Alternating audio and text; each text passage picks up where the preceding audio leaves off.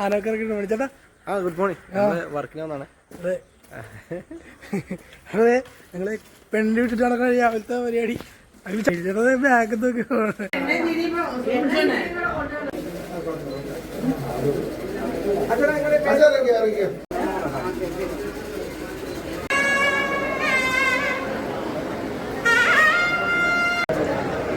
രാവിലെ പൊറോട്ട.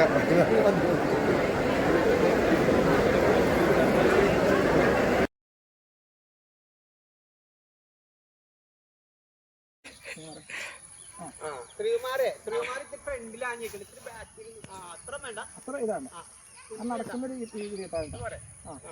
ഓക്കെ ചേട്ടാ.